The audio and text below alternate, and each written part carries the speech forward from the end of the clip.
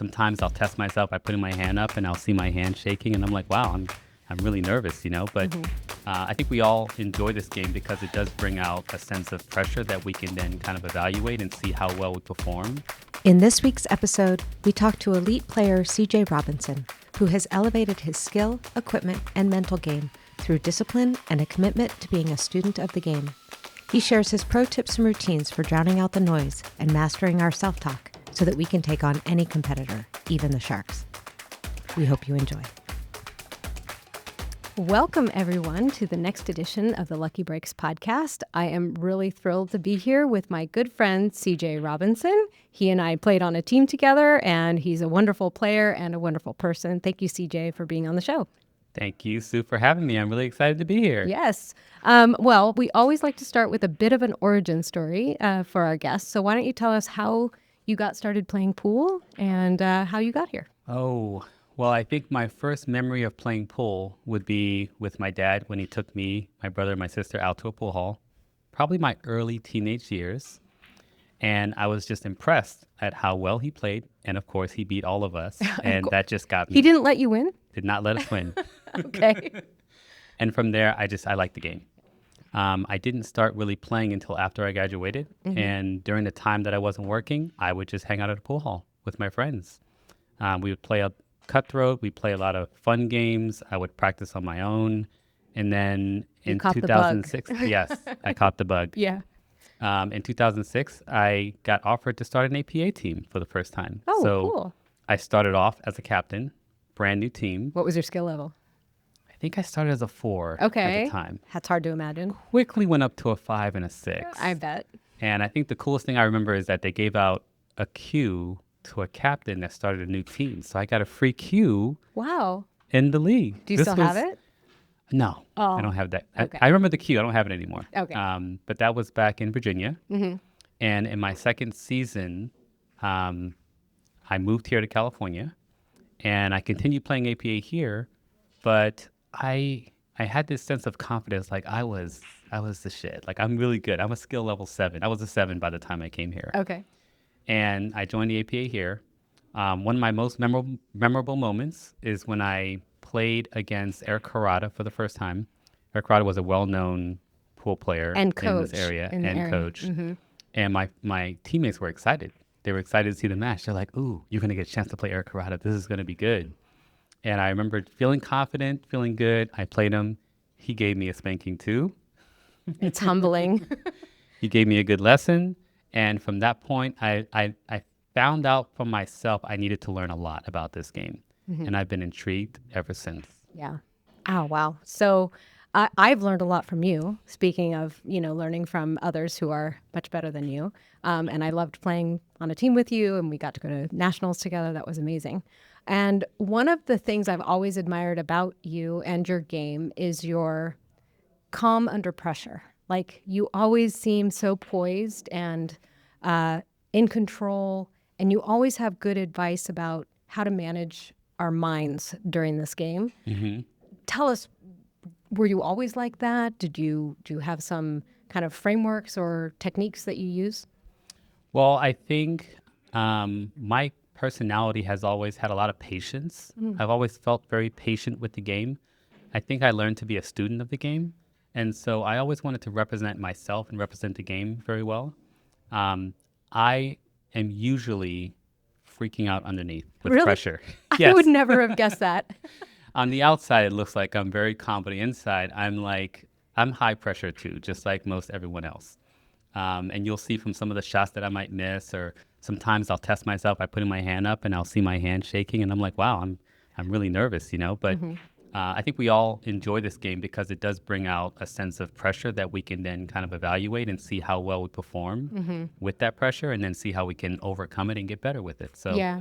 I appreciate, that you think I'm not feeling the pressure, but I am, just like most people. I love that. And that's part of why I love doing this podcast and talking to so many players of different levels, because it's almost like no matter what level we're at, we're all experiencing similar challenges to both our physical game and our mental game, our attitude, our approach, our practices and the patterns and the habits that we have. And I'll always remember this advice you gave me one time where I was really inconsistent. I think I was just having struggles maybe in my day job, and I was bringing them to work. And I asked you one time what I should do, and I'll never forget it. You were like, pre-shot routine. It's all about your pre-shot routine. Make sure you have that to lean on as almost like an anchor, so that every time you approach the table, you just lean on that, and it can carry you through those tough times. Tell me more about that and any other kind of routines and habits that you have. Well, I had to learn the pre-shot routine myself. Oh, yeah. It's not something that you just normally. But I think one of the things that helped me was finding a pro player that I really admired and then observing what they did when they played. And that was one of the things I noticed, is that some of the pros have really good pre-shot routines, how they approach the table, how often they chalked, and then once they made up their mind, how they approached that shot, and then how they executed that shot. And I felt like I needed to imitate them and do the same thing. It was very similar when I played basketball too. I found my favorite basketball player, and I would sit out there and shoot the same free throws and make the same moves, because I was like, well, if they're good, they're doing something right, so let me try and imitate what they were doing. Yeah. So in regards to pool, I think the pre-shot routine is always a great way to kind of release, clear your head a little bit in regards to what might be going on. Once you get into that pre-shot routine, you start thinking about it. So, I want to stand properly. I want to aim. I want to make sure my fundamentals are solid. I want to make sure that my stroke is straight. And then I want to execute the shot. And just by thinking about those things usually pushes out the noise of anything else that may have happened during the day, or maybe happening around you.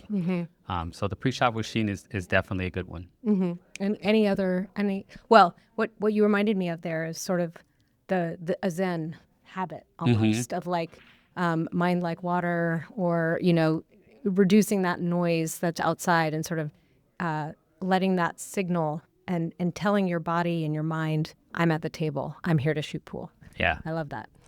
Well, I think there's a couple different ways to approach the game. Some people approach it as a hobby and a fun activity.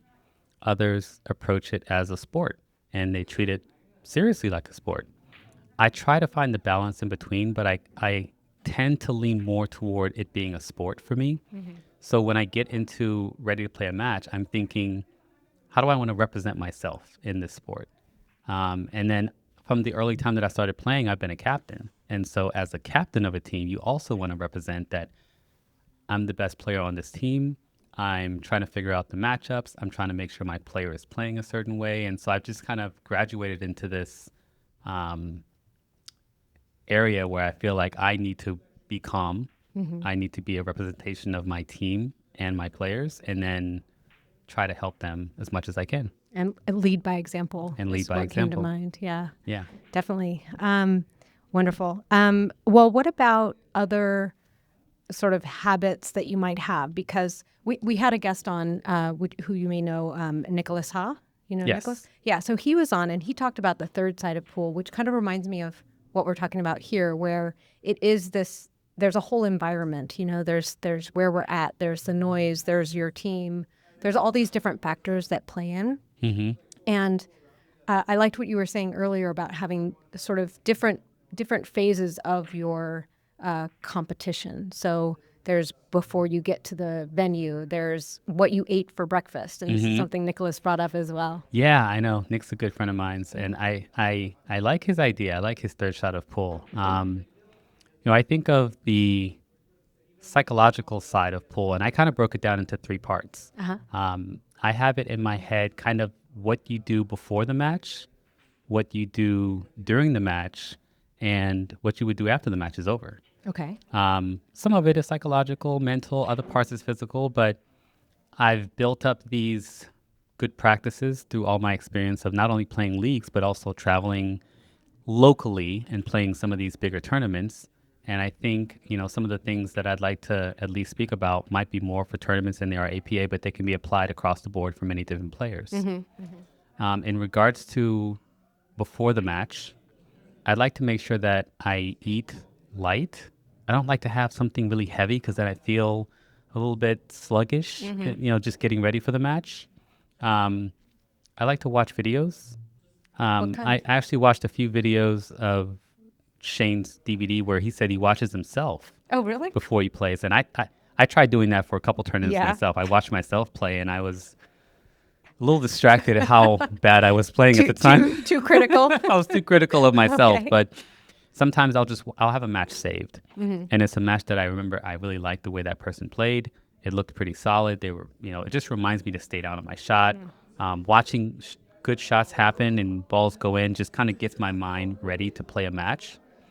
When I get into the venue, I'd like to kind of just feel comfortable. I don't want to feel rushed. So I like to get there a little bit early. If you get there too late, you feel like you're trying to figure out where the tables are, where the tournament director is, and anything else that happens. So just to get there a little early and just kind of feel like you're relaxed and you're ready for your match to be called. Another thing before the match is called, and this is more from a tournament perspective, some people like to know who they're playing. And with all the tools we have available now, you can look up the person you're playing and you can look up their Fargo, and you might psych yourself out a little bit depending on their rating. There's pros right? and cons of that. Exactly. So me personally, I don't like to know who I'm playing. Okay. I don't want to look it up. I don't want to know their Fargo. I'm going to treat them as an unknown, even player, and I'm going to play my best, no matter what. There's been other times where I've played someone higher and I've looked at it and said, okay, I'm not supposed to win this match, but let me try my best. Or I've played someone lower and said, okay, I'm supposed to win this match because I'm rated higher than them. And it's kind of affected my approach and my shots. I might go for more shots than I normally would.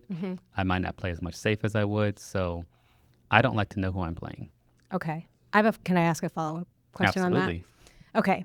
So if you don't like to know who you're playing, do you, as the game starts to progress and you get that opportunity to watch them shoot, do you find yourself mentally taking notes on, okay, where is this person on the sort of spectrum of skill, so that you can put them into a category and say like, okay, for this level, I'm probably going to play this kind of safety, or I'm going to play aggressive, or like, are you kind of doing that in the moment as opposed to psyching yourself ahead of time, or you just almost like you don't even have to watch them?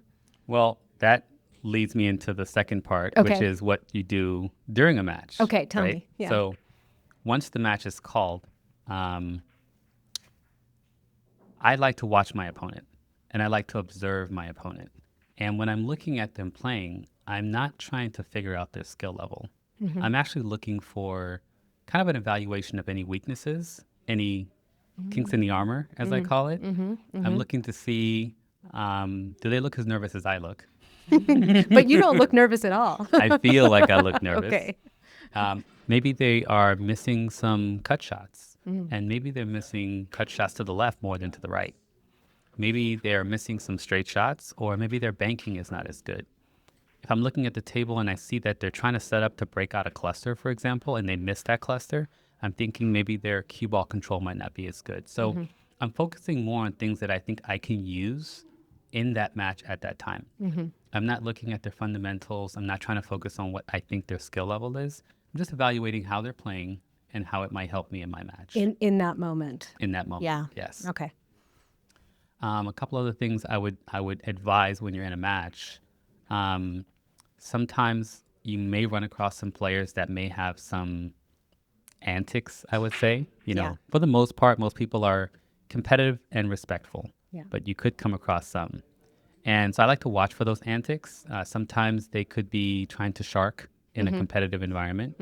Other times they might be trying to talk either to you or to other people. There could be times where they are, if let's say you're wearing headphones, for example, they want to distract you. They want to ask you a question, or did you call that shot, or things like that. So I look out for those. I don't think you can avoid them, but I look for them because the more I see them is the more I feel like I'm building my immune system, like an immunity toward those. And the more I observe it, the more I see it, is the more I feel like it doesn't affect me as much the next time that I see it. Yeah. It's like if you see something for the first time and it's like, oh, why is this person doing this? Why are they playing so slow? Right. But if you play, 30 people who play slow, the next time you get to 31, you're like, oh, okay, I'm used to this. Yeah. Yeah. Yeah. So I'm looking for those things, actually, just to kind of help myself build up that immunity. I love that expression because you're right. You try and tell yourself, just ignore it. But that's actually takes energy from you away from your game if you're trying to ignore something. But if you just sort of observe and acknowledge and put it in its bucket for later consideration, maybe, or just like, oh, I'm just going to catalog. This sharking is happening. You can put it aside and it won't drain energy anymore. Yeah. Yep. I like that. Another thing I usually give advice about is somebody walking in front of your shot. So this usually happens. I hate that, especially in the, crowded places like we are. Yes, it's inevitable. I think it'll happen no matter what. But the way that I see it is that there's always things happening in the background. There's always things happening in a pool hall. Even if you're at a bar and maybe there's only 1 or 2 tables there, there's things happening. Your brain is processing it as background. And so if someone's walking in front of my table, to me, when I'm playing, it's still in the background. When they stop, that's when my focus takes away from my shot and goes to the person who stopped. Why did my background change suddenly, all of a sudden? Unexpectedly. Yes. And that, since it takes away from my focus, my advice always is to get up, reset, thank the person for stopping because they're actually being courteous to you. They think they're doing the right thing. Yes, exactly. They see that you're about to shoot. They don't want to mess you up, and they stop, and you're like, thanks for stopping. But please move along. Move along. And then I'll reset and get back into what? My pre-shot routine. So I don't just get right back down. I kind of step away, chalk up again, do my pre-shot routine, remember my shot, and then get back into my shot that I'm doing. Yeah. At that point, everything else is background, and I'm right back into my mental focus. Yeah, love it. I it's funny how many people walk in and they stop because they think they're helping you, but they actually are already in your peripheral vision. Yeah. So what else so what else are your practices for during the match? So during the match, as we touched on earlier, I think everyone gets nervous. I actually think pressure builds during the match. And a lot of times that pressure builds shot by shot. So you might be on a really nice run out. Been there. You've made 2 or 3 balls and you get to the 4th ball. Pressure is actually building as you're going through. And so I like to take a deep breath. When you do execute a really good shot, and I've seen this many times, people will get excited about the fact that they made this awesome shot, but they jump right into the next shot. Totally. And I really think what's worked well for me is to walk around the table. Even if you're standing in front of the shot that you're about to shoot, take a minute, walk around the whole table. Tell yourself, I'm going to walk all the way around and come back to this spot. Yeah. And then pre-shot routine and get back into that shot. A lot of times that helps me forget about the fact that I just made this awesome shot and get back into I need to execute the next shot. Yeah. Especially if it's the 8 ball or the 9 ball, that final shot. Yes, exactly. I like to take a deep breath, and sometimes I kind of imagine my opponent is feeling as much pressure as I am. And when I feel like my opponent's on the same level field as me in regards to pressure, I don't feel nearly as much. Yeah. He may not show it just the same way I may not show it, but he's just as nervous. Yeah. And sometimes you'll see them miss a couple of critical shots too. So when you see someone miss a critical shot, usually it's going to be stuck in their head for a minute. I like to let that settle in for them. Just a couple more seconds. I might be a little bit slower to walk around the table and get my shot because they might be thinking about the shot that they missed. Yeah. Yeah. And you couldn't call that, disrespectful. You're taking your time too. I'm taking my time, and I'm also learning from my opponent because my opponent's feeling the pressure that I'm feeling. The pressure may have caused them to miss the shot. Now I'm feeling that pressure, and I'm telling myself, take a deep breath, slow down, let me execute my shot. Yeah. Yeah. Love that. Okay. All right. Well, now that you've won your match or lost your match, as the case may be, what do you do after the match? Okay, so after the match, I always want to shake my opponent's hand, and I usually like to thank them for the opportunity to play that game. Because really, it's a game. It's a sport, but I just had an opportunity to play someone that maybe I don't know if I'm going to play them again. Yeah. And it may not be the same place, the same tournament, or the same setting. Also, I'm going to start to evaluate what I think I did right or wrong in that match. Even if I win the match, I still want to go back in my head and kind of think about some of the shots that I made, or maybe a couple of shots that I think I could have done a little better on that I missed. In pool, they tell you need to have a short-term memory. Yes, be a goldfish. Exactly. Well, I think right after the match is the best time to start processing what goes into short-term memory and what goes into long-term memory. Because there are learnings that comes out of the match, how you performed, potentially some shots that you might want to work on, or whether you maybe ate too much or didn't drink enough. I think all these things are a factor. Also, if you have a couple shots in your head, and this is more from a tournament perspective, sometimes you'll see after the match is over, that person who won or lost wants to go and shoot that shot. Right. Set it Right? up again. Set it up and shoot it again. Yeah. Sometimes you'll see them go to a different table and do that. I actually like that because if, let's say you missed a 9-ball and it could have been a key shot in a match, that might carry over into your next match. That might carry over into the next time that you play. Yeah.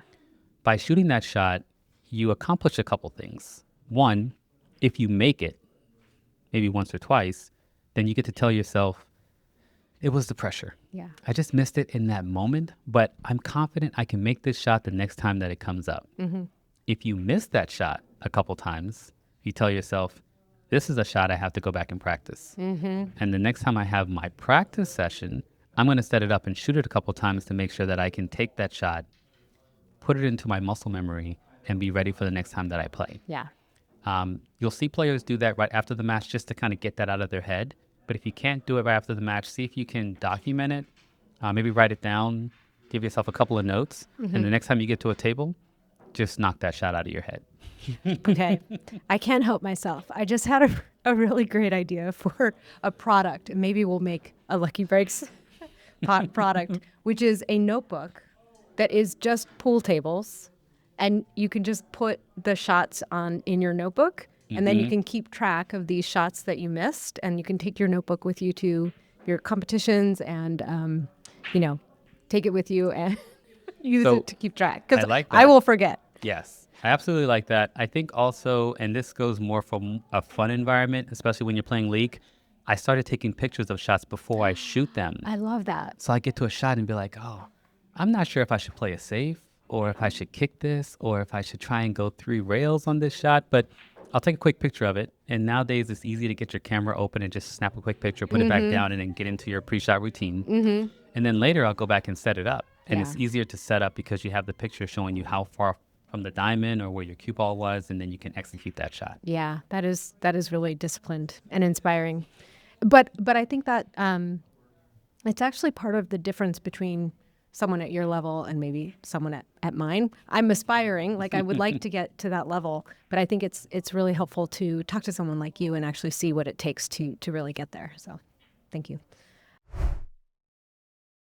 You might learn something about the cue that you're playing with. Maybe it's too heavy, maybe it's too light, maybe the tip's wearing down, or it's too soft. Okay. So if there's something coming out of your match about your cue, you might want to take that with you as a learning for next time you do. So you want to short-term memory the things you don't need, all the negative stuff in the match, but then take the learnings into your next match or into how you prepare for your next tournament. And these are the things that you can actually act on, like how your cue is performing. Do you need to shape your tip? Do you need a different kind of tip? Do you need to do different prep? Things like that. I actually like tinkering with equipment. Okay. Pool equipment. Nice.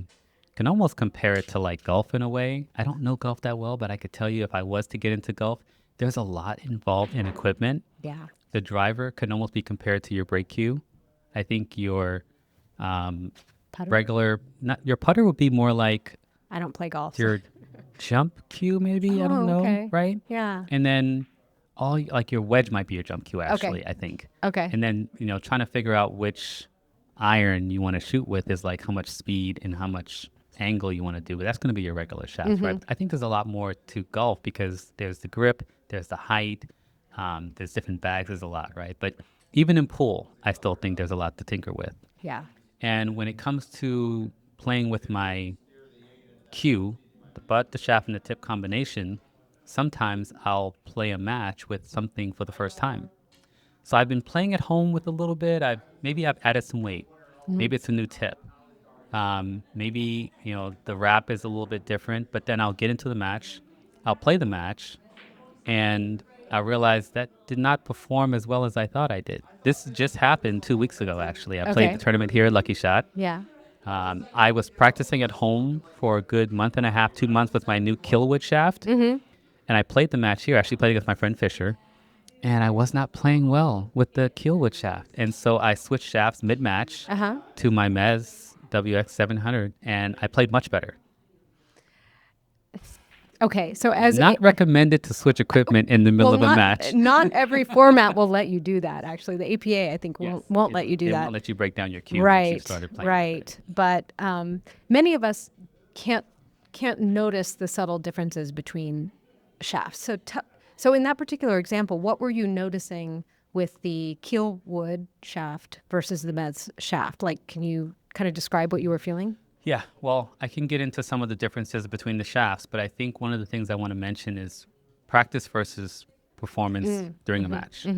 When you're practicing, you may feel like you're making every shot. Everything feels really good, and you're feeling very comfortable with your equipment. When you get into a match, you're getting into a pressure situation. You're focusing more on executing the shot, and you're letting your muscle memory take over in regards to all of your practice, your fundamentals, your stroke, and everything else. At that time, under pressure, it's a good time after the match to evaluate, did you still feel as good during the match as you felt when you were practicing? And that's what happened with me in the Killwood. I felt very good in practice, but during the match, I just didn't perform as well. Now, in regards to the actual shaft itself, I have two Mez shafts. All my shafts are low deflection, actually. Okay. I have a WX 900, which I think is the 12 millimeter tip, and a WX 700, which is a 12.5, so a little bit thicker. Okay. You might need to explain low deflection. I have a very small understanding of it, but I played with the same cue just all the time. So regular deflection is the path that the cue ball takes after striking the cue ball. Okay. After striking the cue ball, it will deflect when adding side spin. Okay. Side spin will be left English and right English. And so low deflection shafts are manufactured and tested in a way that deflection is much lower. Okay. It's closer, even though you're adding side spin, it's closer to as if you were just hitting center, top or bottom. So the I ball see. is going closer to where you want. Okay. So for example, if you had a cue ball in front of you and an object ball 4 diamonds away, and you wanted to put extreme left English, and you aimed normally where you would make that shot, it's going to deflect. And so okay. you have to compensate for that deflection. And compensation is based on memory. How often have you practiced the shot? How much power are you putting into the shot? How much English are you using? The more There's English, so the many more deflection. variables. There's a lot of variables when it comes to side spin. And so low deflection shafts are common because the deflection's lower and you don't have to focus as much on memorizing all the deflection points. It just becomes a bit more natural to shooting a straight shot. Okay. I know when I switched from wood shaft to carbon fiber, which is less deflection, it did seem like I was much more consistent. But I didn't really do the math or do much analysis on why I felt that way. I just said as soon as it was working for me, I just stuck with it. Yeah. Well, there are wood shafts that are low deflection and then regular wood shafts too. So Yeah, be they're curious putting a lot- whether your wood shaft was low deflection also. I was using a 314. That's a low deflection shaft. I don't know. I can't explain it. It could just be psychosomatic. I don't know. Yeah. So some of it comes into muscle memory is how long you've been playing with that shaft. True, If you've yeah. played with the shaft for 5 years and you switch shafts, you should probably tell yourself it's going to take you 5 years to get as good with the new shaft as you did with the old By shaft. then I'll need a I new know, one. It doesn't. Wait, that's how the cue makers are making money, though. We Well, keep coming back for more. and I really wanted to touch on this in regards to shafts. Yeah, Carbon fiber shafts has become very popular now. very. Killwood's also becoming popular because it's a blend between that wood feel and the stiffness and accuracy of carbon fiber. There is a sense out there that carbon fiber is a tad bit more accurate because there's really no flex. And wherever you're aiming, that cue ball is usually going to go, Yeah. especially if you're putting extra power into it. My advice for everyone is find the equipment that works best for you. If you follow your favorite player, definitely you want to try play with their equipment. Of course, yes. That's why they're sponsored, right? Yeah, but if you are hanging out in a pool, if you're playing league, And if you're curious about any of the shafts, different types of butts or tips or so on, ask your friends if you can shoot a few shots with their cue. Most of the time, most pool players will say, yeah, sure. Of course. Go ahead, shoot a few shots. Yeah. If you're just getting into pool, I recommend a couple of tips on how to pick out your equipment, Yeah. Tell us. right? So if you're picking out your cue for the first time, you really want to focus on something that looks nice. Of course. That's the main thing, because I did if that, you yeah. think about not having a cue at all, you're going to be susceptible to the house cues in the environment that you're playing. And a lot of times those house cues can vary. It can be a little heavy, some light, They're some are not as warped. Remember straight, you, they're like- warped, the tips are not as well. So Yeah. getting your own cue as a beginner is just really starting to build consistency by knowing you're playing with the same cue and you like that cue. And it's a signal to the universe that you're serious about this game. I love that part. And the case that you walk in looks pretty nice too. Oh yeah, right? that's important. As your game progresses, then you start to find a few more things that you might be liking or not liking about your cue. For example, the wrap on the butt where you're holding it. I quickly learned that I like to have a leather wrap on mine, but there's different types of wraps. So whether it's no wrap at all, or it's linen with kind of a plastic coating, or it's leather, you're going to start to get an idea, even by playing with other friends' cues, that hey, Yeah. I like the way this feels. Yeah. Yeah. Right. The other thing might be the weight. So as you get more on skill level starts to go up a little more, you might be feeling like a cue feels too heavy or too light.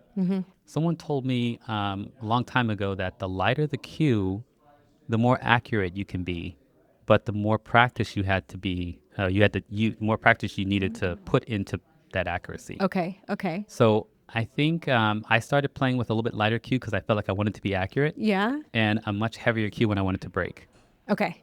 I've seen other people do it vice versa. They might play with the heavy cue because they feel like they don't have to put as much power into it, let the cue do the work, and a lighter cue because you accelerate faster, so you get a little bit more explosion when the cue ball hits. So it's really up to you, but then the weight becomes a factor as your skill level goes up. And maybe even the balance. Sometimes the balance might be off a little bit too heavy on the back end, a little too heavy on the front end. And then once you get past the butt and the weight, then you start to think about the type of shafts. So low deflection. If you experiment with someone that has a really low deflection shaft, or maybe the carbon fiber for the first time, take some of the tough shots. Okay. Practice some of the tough shots, maybe some side spin shots, and see how it reacts to what you think it would do, what you're used to. That'll help you get a feel for whether you like this shaft or not. Okay. And then the last tip is the kind of the tip that you put on the shaft. I think there's so many different types of tips out there. It's personal preference. Yeah, but it's so hard to try all of them and then figure out what you like. So I guess it's just trial and error. It's trial and error. Or If use your friends. I Yeah, if you have someone that, like me maybe, that tinkers a lot, Okay, right? You yeah. can ask them and see if they have any advice and give them your feedback. So what do you like or dislike about the cue that you're playing with, or about the cue that you're testing? So for example, I used to be a 𝗪𝗵𝗲𝗿 dealer. Oh, really? And Okay. so I actually put on tips for The people here house people. for the house. Yeah. And so I have all types of 𝗪𝗲𝗿 tips, from brown to black, 𝗪𝗲𝗿 with clear, so a little clear in between Yeah, I've the seen ferrule those. and the tip. They look really cool. Not only have I put them on, but I've asked, the players for their feedback on how well it's playing, and then I've tinkered with it by putting it on my own and playing with it. So my advice would be stick with something medium until you feel like you need to do otherwise. Okay. A softer tip is going to give you more spin. Softer tip is going to compress a little more at the cue ball, so you're going to get more surface area, which is usually going to get more spin. Okay. So if you're just getting into side spin, I don't recommend using a soft tip. Usually you get too much until you've gotten to a higher skill level and you really learn to control that spin. A harder tip is going to give you more speed. And there was a time where I thought there was a good tip per game. So for example, I would use a softer tip for straight pool because my cue ball was in such tight spaces and I wanted to make sure I control the speed. But a harder tip for 9-ball because it's much more space. I needed to go 2 and 3 rails for shape. Yeah. Now I've gotten to the point where I've said just one tip. Just Keep it simple. Yeah, just keep it simple. So that's also a piece of good advice is Yeah. find something you like, but don't overthink it. Don't overcomplicate it. Keep it simple. But don't be afraid to experiment with your friends' cues and just try something different because unfortunately in this sport, that's the best way to try. Yeah. I wish there was a place you can go and just try all different types of combinations before you purchase, but Yeah. Yeah. Well, I don't even know what kind of tip I have, and now I'm thinking I should revisit or try something new just to change it up, because I think you can get stuck in a rut after a while. My favorite tip is the 𝗪𝗻𝗲 medium brown. Okay. I feel like it's an everyday tip, and anytime someone wants a really nice tip but they don't know much about tips, I recommend it. I have never had anyone come back and say, I don't like this tip. And you're still putting tips on? And I'm still so I putting can bring tips my on. cue in. Okay. I don't do carbon fibers, but I am still putting tips on. Oh. Is it just because they require a different technique to put? Yeah, the carbon fiber doesn't really have a ferrule. I mean, the tip is right onto the carbon fiber. And the lathe that I have is just not as precise enough for me. I'm very particular about my work. I don't want to risk damaging anyone's cue. Yeah, that makes sense. I've done a few, and I feel like if I had to, I could, but just not to risk damaging anyone's cue. I just don't do carbon fibers. Makes sense. Okay, cool. Well, I would love it if you gave some demos later and you could show us maybe some of those examples of the low deflection, high deflection with some of your cues. That would be Absolutely. awesome to add that to the episode. Yeah, absolutely. awesome. I'd love to. Cool. Okay. So one thing we talked about earlier is, and one thing I've been working on is my break. In fact, I think my shoulder problems came from not using too much of my body for the break and needing to put more weight in my cue. So you were talking earlier about adding weight to the cue. So how does that work? Yeah. So I play with all Predator cues, and I really like Predator because they have developed this technology that's universal across a lot of their cues to be able to adjust the weight in the cue. So the ɓK-Rush, one of the most popular break cues. I got it because you had it. Yeah. I have that one, and you can actually adjust the weight in that one too. Oh, good. I have both of my other playing cues are Predator cues too. And then you can buy extensions for the back of the cue. And I actually have, I think it's the 3-inch and the 8-inch. So I have two different size extensions that I can put. Yeah. When you buy the extension, it comes with a little piece that you can put on the bottom of your cue, and that allows you to just attach and detach in the middle of a match. Then you don't need a bridge. Well, not all the time. Sometimes you might still need a bridge. Yeah. So I've actually experimented with the ॿK-Rush and adding and removing weight along with adding and removing the extension. Really? Yeah. So I've tried to see if I can find a better break in 8-ball with or without the extension versus breaking in 9-ball. Yeah, my 8-ball break's terrible. What I've learned is, well, when it comes to breaking, you don't want the most power off the bat. Okay. Focus on accuracy first. Okay. Your goal is accuracy. You just hit the rack, right? Well, How could you miss it? You have to hit the center of the cue ball first. Okay, got it. All right. And if you're breaking, and it's not just center of the cue ball, but hit the cue ball where you're aiming to hit it. If you're off slightly in the break, because of the amount of power you're putting into the break, that even a millimeter of accuracy off, it exemplifies the effect of the break. Yeah. So I usually tell people start with just a regular shot. It's almost like you're trying to do a draw shot where you're trying to just draw the cue ball back 3 or 4 diamonds. You're putting some extra power into it, but it's not a break shot. Once you feel like your accuracy is really good, then increase your power. Okay. And then keep increasing your power. Okay. And so with my break cue, I like to add a little extra weight when I play 9-ball so I can get the balls to spread and I'm not focused as much. And you want to make a ball in 9-ball. And I want to make a ball. Yeah. Yeah. And usually I'm just trying to put a little bit of English, but I'm just trying to get those balls to move. In 8-ball, I'm trying to be more accurate. And so I used to take the weight off in 8-ball or add it to 9-ball.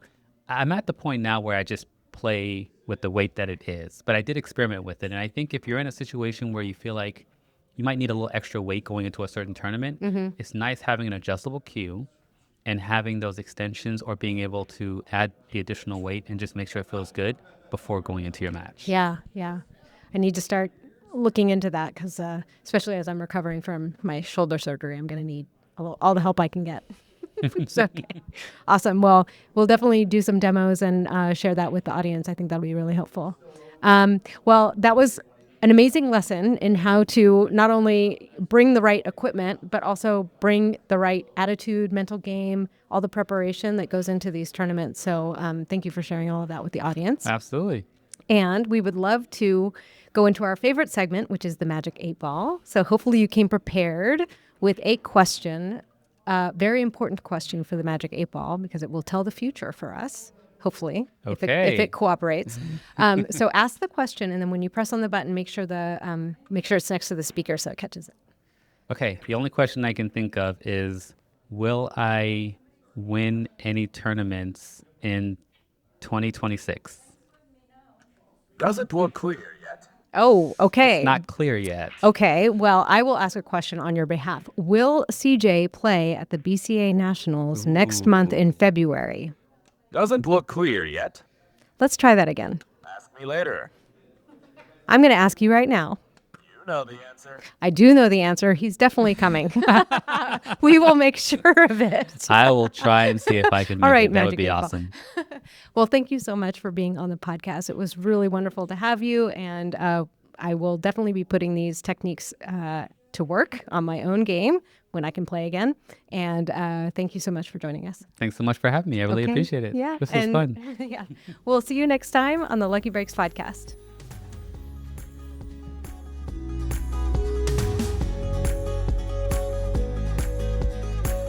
Okay. All right, CJ, tell us, what are we looking at here? This looks like an amazing array of weapons for your battles of wits and skill. So tell us, what am I looking at? So I thought I'd just share some of the equipment that I have in my bag. This is my P3 Predator playing cue. I forgot the actual That's name beautiful. of it, but I really, really like this. And it's got the leather wrap I on it. love this. It's beautiful. This is a 𝗪𝗲 WX900, which has a little bit of a thinner tip diameter. I think it's 12 millimeter. Used to be my normal everyday playing shaft. And then I started to experiment with carbon fiber. And so this is a carbon fiber by Q-Tech. This is a Synergy. It has a 12.5 millimeter thicker tip. And I felt like I was more accurate. I really liked the 12.5. And I decided I wanted to try Killwood. Okay. This is the Killwood, which is a little bit harder wood maple. The way that they make it, it feels like carbon fiber, but it has more of a wood feel. It might perform a bit more like carbon fiber. They're all low deflection shafts. And because I like the 12.5 millimeter tip so much, I went and I got the 𝗪𝗲 WX700, which plays very similar to the 900, but just a little bit thicker diameter tip. And I feel like I'm getting more surface area to the cue ball and a little bit more accuracy. So as of now, this is kind of my everyday, but every once in a while I will switch over and I will tinker with different shafts. Okay. So this is the one you're bringing to the competitions then? This is the one I'm bringing to the Okay. competition. Got it. This is my 𝗪𝗲𝗍. I've had it for so long that the rubber started to That's peel the off a one little that bit. inspired me to get mine. I love the 𝗪𝗍𝗍, Yeah. but instead of getting a new one, I found a tiger wrap, which is kind of hard to find because a lot of these wraps, they don't go all the way up from top to bottom. So the tiger one was nice. Nice It's and long. And you difficult just to get roll it on, on, but right? you have to roll it on, but it takes some time. You have to really work it on. Okay. I actually like the wrap because I don't know if you feel this, but you have so much grip. Oh, yeah. It feels like you can accelerate so much faster. Oh, you get a lot of And you're already going to momentum. get extra power from the 𝗪𝗍𝗍. So I really like this grip. And it has the Revo shaft that came with it, although I did change the tip. And I don't remember the tip because it was a one-time purchase. They don't have it anymore, but I also really like this tip Yeah. too. Yeah. And then I have my jump cue, which is the Air Rush 2, or the it's their second one, so it's the Air 2. That's my next investment as a jump cue. I also have the 3-inch and the 8-inch extensions, and I can interchange these between my break cue and my playing cue at any time. That's really interesting. I like this idea of using an extension for my jump, for my break. So I like that. Sometimes on long straight shots, I might put this on and feeling a little bit more confident that that extra little weight will help me on that straight shot, and then take it off and play. I wouldn't do it with the long one, but the short one, in some situations, when I need a little bit extra power or just a little more accuracy and let the cue do the work, it has really come in handy. I think I'm going to go shopping at the Predator store when I get to Vegas and pick some up. Maybe Predator might want to sponsor me. We're open to sponsorships as well, the Lucky Breaks podcast. Well, this is awesome. Okay, are you ready to maybe try some low deflection shots, high deflection shots, and show us Yes. maybe what the difference is? Absolutely. Okay. What's the first one? Okay, so on this shot, I'm just going to shoot a straight shot, just so that you can see I'm shooting center ball and I'm just making the ball. But the next shot I'm going to shoot, two things are going to happen when I start to use side spin. Number one, the cue ball is going to start spinning. Once I make contact with the cue ball, that spin actually transfers over to the object ball. So the object ball is going to start spinning. And then the second thing is that the cue ball is going to deflect a little bit. So I'm going to put side spin and then see if you can see how much the object ball is off based on the deflection. So what will happen here is On my second shot, I'll put left spin. It'll cause the cue ball to deflect to the right. Okay. That means it's actually going to hit to the right of center because I'm still aiming at the exact same point of the object ball. And that's going to cause the 10 ball to go a little bit to the left. Okay. Okay. Cool. Okay. And this, which shaft is this? This is my WX700 low deflection shaft. Perfect. Okay. Thanks.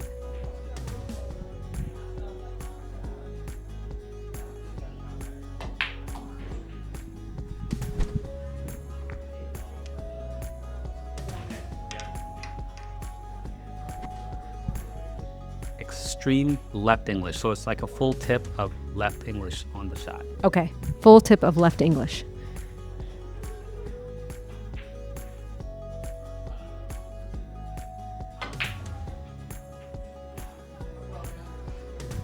So instead of taking the direct path, because I put left, it actually hit over to the right. It deflected out to the right. And if you hit this fall on the right, it causes a good 11 ball to hit over there.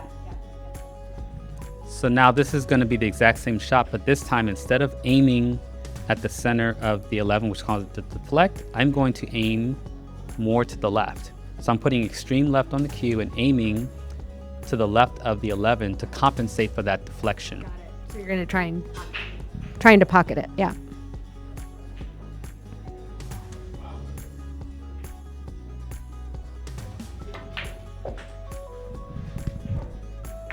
Okay, so now we have a 𝗪𝗲𝗍 ball. So we'll hopefully be able to see some of the deflection. And there may be some videos out there too that have like more of a over the table shot that we can send people to. So same shot as last time, but this time I'm going to do extreme left. You'll be able to see the cue ball spinning with the left. I'm going to aim to the left of the 11 to compensate for the deflection. And that's going to make the shot, but then you can see the spin on the cue ball. Okay, great.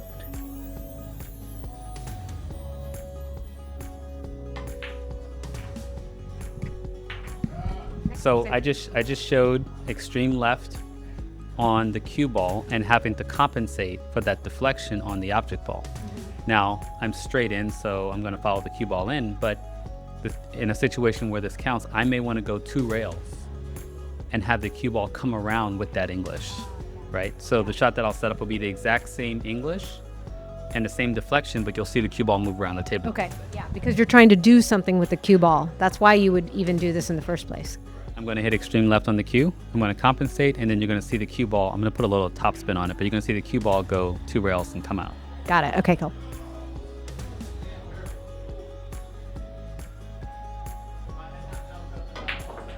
Oh.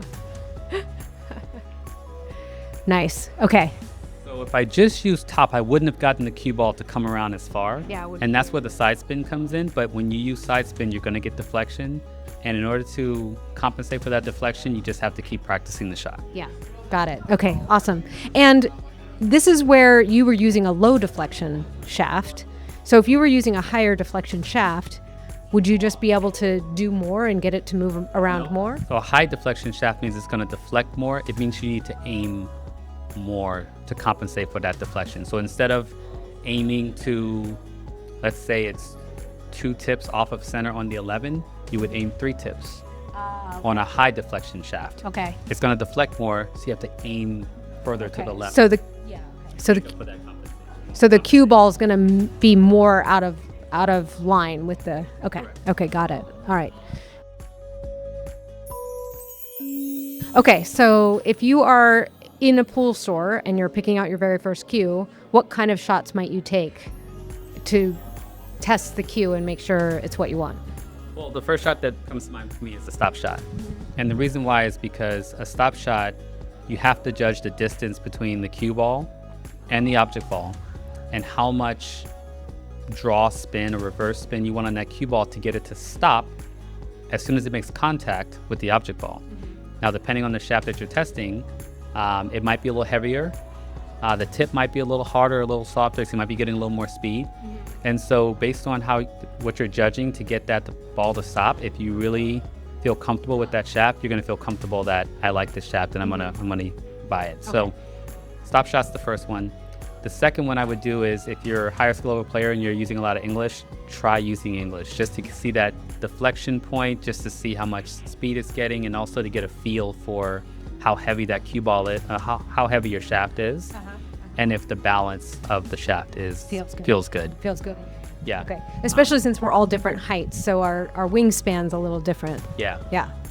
One of the things I also do when I come to a table, maybe I don't know that table, first time playing on it, could be in a tournament, or maybe I'm testing out a shaft. I like to do a 3-rail shot. It's kind of a common 3-rail where you want to go 3 rails and get the cue ball to make in the opposite corner. That gives me feedback on the speed. It gives me feedback on the bumper responsiveness and whether it's too stiff. I'm making sure that the bumpers are not hanging down or anything, but also sometimes they'll give me feedback on the pocket size too. Some people will walk up and take the balls to kind of measure the pockets, but other times they might just shoot a shot down the rail or something and see if it slides in. That gives them a better feel for how that table's going to play during their match. So I'll do the 3-rail shot to see if I can actually make it on this table. Well, one of our guests, 𝗪𝗲𝗿𝗲, showed us this shot too, and she had a special name for it called BB or bitch ball. We can bleep that out later. So even if I'm testing a cue, no object ball, just a cue ball, I'm going to shoot this shot with a little bit of top right English. I'm going to aim a little bit above the first diamond, and my goal is to make it in this pocket, and based on how it reacts, it gives me an idea on whether I need to aim a little higher or aim a little lower, or whether the table speed is a little fast or a little slow.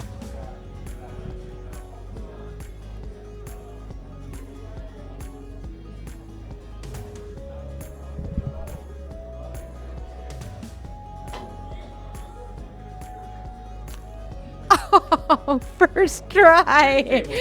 Great. That was amazing. That was perfect. Okay, awesome. Well, that was amazing. Thank you for showing us that and showing us how it's done. Thanks again, CJ. Anytime. Thanks for having me. That wraps up another episode. A big thank you to our guest for joining us today and sharing their story.